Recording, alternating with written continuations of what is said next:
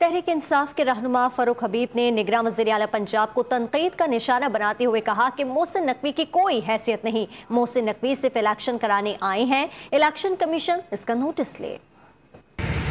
ये मोहसिन नकवी जो है ये तो निगरान वज़ीर आला है। निगरान वज़ीर आला की शक्ल में ये जल्लाद और कातिल बना हुआ है। ये बैठ के धमकियाँ लगा रहा है। ये पुलिस को फ्री हैंड दे दिया इसने। क्या तुम कत्ल करवाना चाहते हो? क्या जलियांवाला बाग की तारीख रोशन करना चाहते हो? क्या तुम जो है वो मॉडल टाउन की तारीख दोहराना चाहते हो? तुम्हारी हैसियत क्या है?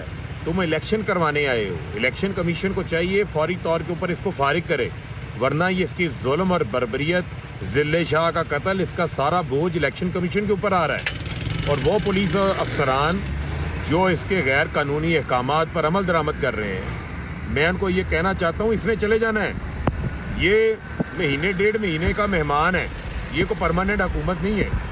आप लोगों ने सर्विस में रहना है ना, तो फिर कल को इसका बोझ भी आप लोगों को उठाना पड़ेगा। लिहाजा सोच समझ के इसके गैर कानूनी अहकामात के ऊपर आप अमल दरामद करें।